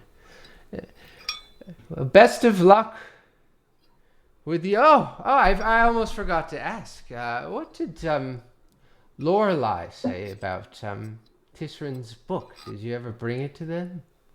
Yeah, he did. He mentioned something, or Lorelai mentioned something kind of concerning. They talked about dreams, and it seemed something related to what we had already encountered. Um, I'm forgetting his name now. I'm sorry, but the teacher that attacked us and then turned into the Right, snow. Raskin, Raskin. Baskin. Raskin, yeah. It sounded really similar to what he told us when he was trying to capture our dreams. So I have a feeling like there's something afoot. Someone with some sort of arcane abilities related to related to what happens when you tell people your dreams and the power that dreams hold. Maybe there's something going on with that, but I'll find out more information. I'll be sure to keep you updated. Lovely. One more drink before you go. I'm all right, but thank you so much for the monologues, and I'm really excited to show you what I've got. Good luck, friend. Thank you, and take care, PA. I will. And as you start to exit out, you can hear him sort of singing to himself, warbling a little bit of a tune and humming as you close the door behind you. But you do have a greater potion of healing, and I do am adding some more rules for how to audition, but we'll get to those soon. The only thing left on the docket, we're skipping the audition. I mean the intermission, and go ahead, Tisryn. Is there a way that I can send some money to the monastery? Absolutely. Where would you go to send money? That's such a good question. I think actually probably through the library, actually. If you go into the library, you go up to Scribanato, who's, yes, are you? Hello. I need to send some money. We can do that. How much would you like to send? I think I would like to send 40 gold pieces. We can do that. All right. Would you like to leave a note or anything? Yes, and I will write a note, and it will say, I love you all very much. Thank you for the letter you wrote to me, and I will come back, and I will flow like a river. Yeah, he takes it up and sends it off. Tisryn. We're skipping intermission so that we can keep it a little tight because we have to end today. So I'm wondering, do you think we have time to do? Would you like to do your date with Ahmed and then we can do classes? All right. So you head over to. Is there anything Rufus or Tisryn would like to do while Tuyen goes on his date? Do we know about this date? I don't know. Are we privy Tuyen? to it? Yeah, as I'm like getting ready, I'm putting on some of my nicer clothing, spraying a bit of cologne, doing like brushing my hair, making sure it looks all nice. I'm telling them, yeah, I've got a hot date tonight. I'm hanging out with Ahmed Rast, the Yes, you're guy going that to the smelled onion. like flowers. Yes, Yes. you're going. Yes. Thank you, Ahmed? Tisryn, for that suggestion. You're very Yes, welcome. Rufus, are you jealous? No, I don't think that he's good enough. I don't think that he's. But we'll see. But if he does anything stupid, tell me about it. Oh, thanks, tell me. buddy. I will not let him get away with it. For sure, I'll let you know if anything weird happens, and then we'll tangle with him. But hopefully, all goes well. I might not be sleeping here tonight, if you know what I mean. And No. Tuyen winks at them. You know he's not going to know what you mean. You know he's not going to know what you mean. And we're going to have a very long conversation about this now. And I'm stuck to have to do it. So I'm gonna head out. God damn it! You head over to Ashmay as Tisryn sort of slowly turns to look at Rufus with a very confused look. You make your way over to Ashmay's house. You can see the doors open and you can catch a pungent aroma of onion. You walk in the center is like this circular kitchen. It's a single kitchen table with a checkered red and white tablecloth. There's a candle and a wine bottle that's dripping a bit of wax. It's sort of up against a dirty window that's splashing a bit of dusk light in through the window. Ash is there. Oh, hello, my friend. Come, sit. I'm working. You can see he's stirring one pot with his trunk and flipping some sort of some food stuff on another oven. It's sort of all happening in one large room. You can see that it's also been tidied up. Like, it looks very nice in there, even though there are some cracked floorboards and it's like a little lived in, but there is something very nice and romantic about it as your table is sort of away from the chef who's working over there. And you sit down, and after a moment, Ahmed walks in, looking very sharp. He's wearing a dark purple velvet suit with slim matching pants and like a white button-up shirt. He has like these black polished loafer-style shoes with small silver buckles, and his purple hair is like combed backwards in a wave. And even through the pungent aroma of onions as he sits next to you, you can just catch a whiff of crushed flowers. He says, "Hey, Tuyen, this is amazing. What a spot. How did you find this place?" Well, we were here talking to Ash, and who was so generous to suggest that if, we wanted to come back here, we could. And Tisryn, my buddy Tisryn, suggested, oh, this might be a good spot for a date. And Ash here is an amazing cook. Have And you tried his food? as you're saying this, he puts down a couple of plates and says, "We have the onion salad with onion lime vinaigrette and an onion bisque with onion crackers," and sets them all down in front of you. You sort of begin munching on these, and it tastes very good, very oniony, but very good. Thank you, Ash. This is incredible. I really appreciate you. You're welcome. On to the home. next course, and he sort of runs back over to the kitchen. And you guys are sort of sitting across from each other, munching. And Ahmed just sort of looks at you and says, "So, tell me about yourself. Where did you come from? What are you even doing here?" So I came here to study water genasi performing arts. I'm a theater kid. I have a background being a stagehand on my captain's ship. So I grew up mostly on a pirate ship. That's not where I was born. I was born to a human mother and a water elemental father. But he's not in the picture anymore. So I kind of wanted to go out on my own once I was old enough to start working. And I found Captain Crowley, and he sort of took me under his wing. He adopted me, basically. He's like my father now, and he's taught me a lot about being on a ship, and dancing and singing are some things that I'm really interested in learning so that I can perform with him one day. It sounds like you've had a pretty exciting life. I have to say, I'm pretty jealous of you. Well, what about you? What was your childhood like? Oh, I don't know. It was pretty boring, regular. I come from a pretty small town, and my parents run a mead distillery that Cool. does fine. It's not so interesting, but I've been having a great time here, and I go to the Bailey School, and hopefully I can expand my parents' business, but they seem to want to keep it small, and I just kind of play cards.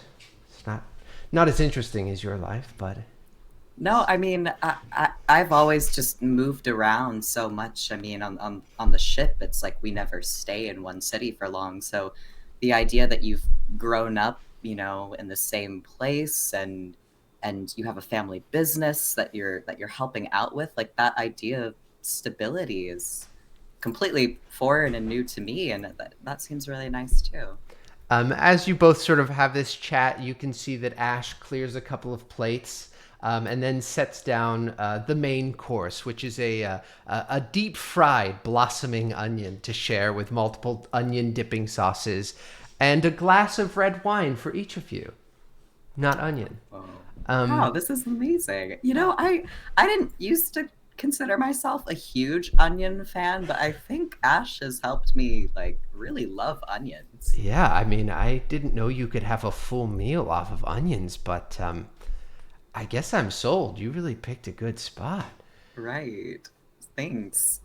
What are some of your hobbies? What do you like to do in your free time? Well, I play cards. I'm sort of the best card player on the Card Shark Club. That's awesome. And I keep an eye out on people. Try to know what people are up to. Would you consider yourself a people watcher, or I think so a little bit.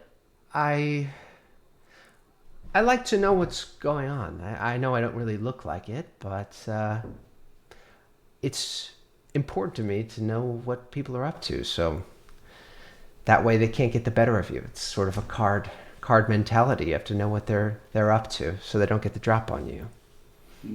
I see what you mean. Well, yeah, everybody's got secrets. What about you? What are your secrets? And Tuyen just like takes the bite out of the onion. Wow, this is really good. So what do you hope for your time here at school? Like, what are your hopes and dreams to get out of this place? Well, I really, really want to be in the school play that PA is putting on. I hope I can be the leading man. I do have some competition, though. There's this guy named Stefan. I don't know if you've encountered him around I've heard campus. of him. I've not met him yet, but I've heard of him. You've heard of him? Try to keep an eye on what's going on.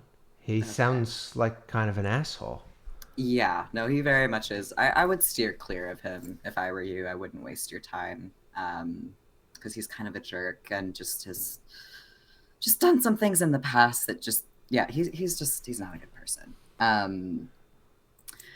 But he is also auditioning for the play. I think he's going after the lead man as well. And so I just really hope that PA sees that I have what it takes, and I have the authenticity to myself and the passion and the drive to really be a lead man. And I think Stefan is more focused on himself and what he wants. And I don't think he would prioritize what's best for the play and what's best for the theater. I think he would just prioritize what's best for himself.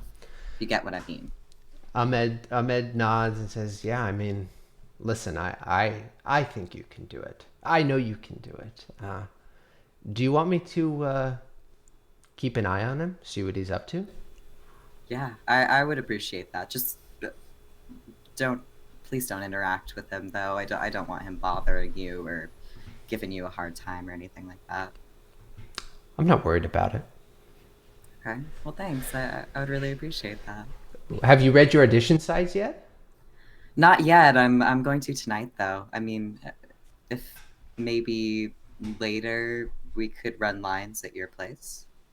We could definitely do that. And smiles. And as that happens, you can see that Ash removes the plates and sets down. And for dessert, we have candied onions, onion ice cream, and a glass of 1.5-year aged onion port. Enjoy. And again, really good, very oniony. You can tell at this point, Ahmed is sort of like nibbling at the onion, trying to go through the ice cream and trying to pull out like the candied onion bits and just try and get something other than onion flavor. You guys finish dinner, and Ahmed says, "This was amazing. Do you want to get out of here? I would love to show you somewhere." Yeah, let's do it. You guys head out and sort of walk side by side, not very far north in Keelan College, and he walks you up to this huge tree. And he sort of fiddles around the tree and pulls back this like piece of bark that reveals this doorway that sort of creaks outward. And he sort of nods back and beckons you to follow as he walks in and then begins to walk up a spiral staircase. And I follow up the staircase. Yeah, you go up for quite some time in this huge tree. And it goes up and up for about 5 minutes until it extends onto a wooden balcony that's carved into the tree. And you sort of step out, and he's sort of leaning against this carved railing. And in front of you, you can just see the full view of this sprawling campus because you're high above the tree line.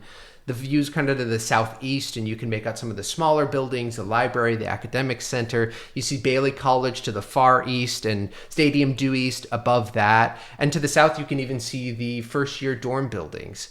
And beyond that, you can see stretching miles and miles in front of you, the hills sort of roll down into the obsidian ocean, which is just like sort of black except for like the glinting moon off the light. And he turns to you and says, "So what do you think?" I kiss him. And he kisses you back. Take a positive relationship point as we fade to black. which means that Ahmed Rast is now a beloved. And because of this, you get a beloved boon. You have, as long as he remains a beloved boon, you have advantage on all initiative and sleight of hand rolls. Oh shit. Oh, okay. Wait. So advantage on.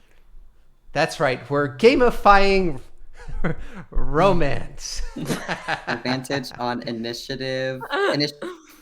Initiative and sleight of hand rolls. And sleight of hand. It's very JRPG. Yes. That's what I said. Remember, I was pitching it as a JRPG. Cute. Yeah, so he is now a beloved. Let's finish up with classes. Now, the first thing I want to do is talk about your audition, because I have some more rules. Everybody loves rules for how to do these auditions. So basically, how this is going to work is you're going to make a performance and an insight check. And I'm going to record the results, which will then be used later. You don't know what the DC is. You can decide to re-roll. So like if you get a 1 and a 2, you're going to re-roll. You can decide to re-roll, but if you decide to do that re-roll, then you make all of your testing phase rolls at disadvantage. So basically like you spend a regular amount of time practicing your monologues, or a ton of time practicing your monologues, and your testing fails. Does that make sense, Ian? Okay. So let's start with that. You have 3 monologues to choose from. You'll just do one at a time. The first is the broken man, which is the leading role of the jealous man. You have the brother and the wife. Okay, and you said it was performance and insight? Yes. And you just pick one right now, which one you'd like to start with. Okay, I'll start with the jealous man. Sure. All right, so go ahead and give me a performance check. If you have any student dice, you can use I'm those. going to use my student dice. Sure. That was bad. That is 1d4, which is the triangle. The triangle. Okay, thank you. Okay, so Christ. I got a 10 performance. 10 performance. Insight. 6 insight. Now, do you want to keep those, or do we want to re-roll those? I don't want to roll at disadvantage for testing, though. I think I'm gonna keep it. Okay. Sounds good. All right. Wait, could I also use my performance D4 from my club? Yeah, you can. You Okay, can absolutely add another D4. I'm going to do that as well. Whew. Okay, forgot I had that. That just gives me 1 more point. All right, 11. Okay. Up next is Tisryn. You're taking What Lives Above with Annie Tellis. Or no. Oh no. Yeah. Okay, great. Annie Tellis is this short human with this curly fro of black hair. She has this overwhelming amount of new information, but it's actually very interesting. A few automatons that she's created, these little mechanical beings, control this giant metallic 3-dimensional map of different stars and planets above. The thrust of the class is that there is an entire world or worlds upon worlds above and beyond you in the sky. And it's clear that there are other stars and planets that exist, but possibly entire other clusters and things that she calls crystalline spheres, which litter the sky above.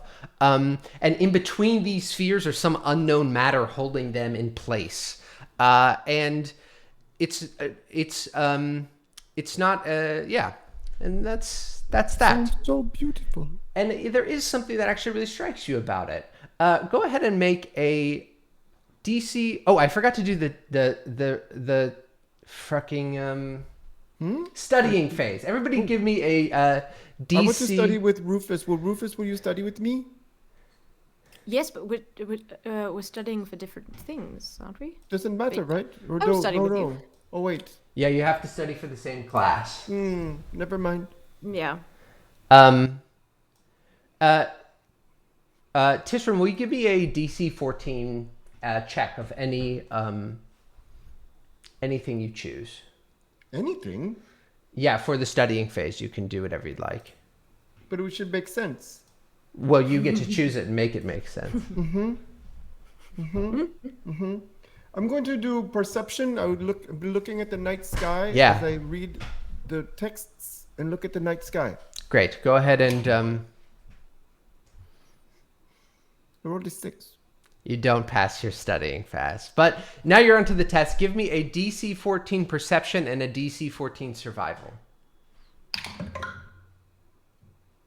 I rolled a 7. Okay. Perception? For perception, you unfortunately don't pass as you try to reproduce a drawing of Annie Tellis's model. Unfortunately, you're unable to remember it and replace it in the same way. Dirty 21 survival. You do, however, pass a sustained ability to take down notes through a marathon-style lecture. So you do pass the class and get a one-time D4 student dice for survival. I am smart in this thing. Which also means you may be able to join your club again. Yay! Up next are Tuyen and Rufus. Will both of you give me DC 17 checks for your studying phase? Oh, adding nothing. Whatever check you want to use. So you could use an intelligence check or a perception check or... I got a 2. There's nothing that's gonna get me there. Could I do a performance check? Yeah. Okay. Damn it. 20. 20. So Dirty 20. You pass your studying phase. You have one reroll to use during this test.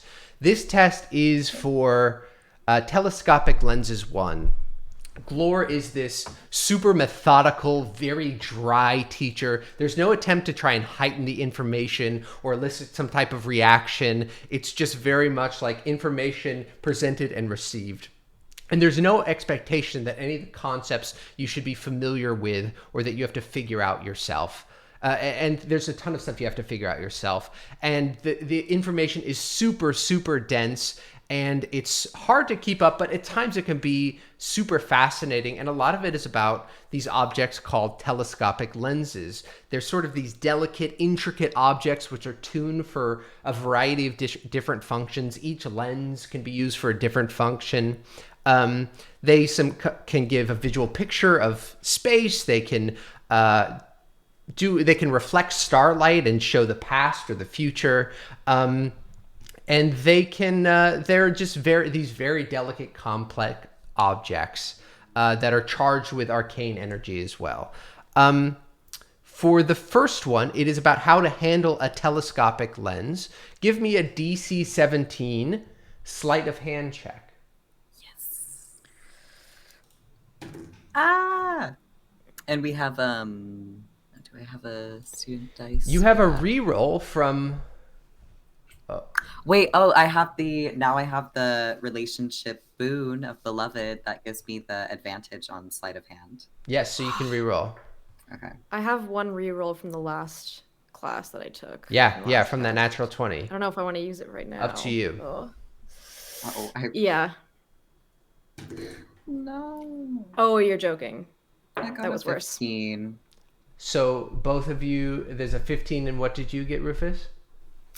Plus my sleight of hand, I got a 5. A 5. So you unfortunately both fail how to handle the telescopic lens. The complexities of how to operate the machinery are a little too challenging, and the explanations don't really stick in your head, and you both fail this. Up next is understanding telescopic lens input. It's like an in-depth multiple choice test about all the arcane and archaic means of how a telescopic lens is powered. Go ahead and give me a DC 17 Arcana check. Okay, I do have a student dice for Arcana for that one, so I will add Use it. D4. I think I'm broken. This is another 2. So you failed the class. I God got damn it. with my D4. I got a 19. You pass. You pass the second part. You get a one-time D4 to Arcana checks, a one-time student dice for Arcana checks, and it means you can talk to Glor in the future if you'd like. I don't know if that means all of you or just one, but we'll find out. Rufus, you have fully failed the class, so we'll find out what that means. But at the end of the day, as you all are sort of making your way from your separate classes, making your way back to first year housing, in front of you on the path, as you're walking, you sort of make out this shape. And as you get a little closer, it looks to be a small cat. And this cat looks up and sort of has this strange grin and smiles at you, then sort of leans over and like and does like this hacking thing and hacks up this green liquid and then looks up at you and smiles again and lifts its little paw up and waves at you. And that is where we will end today's session. What? Oh my god. Shapeshifter? Thank you all so much for being here. Thank you for hanging with us without an intermission. We just wanted to get it all in. Very, very exciting. It's so good to be back. We missed you dearly. And we can't wait to see you next week, my friends. Thank you all. Yes. Shout out to John and Jenny Bear for gifting subs. Thank you so much for doing that. Thank you. Thank you guys so much. We really appreciate it. And we will see you all next Sunday, friends. Bye-bye. Bye-bye. Bye.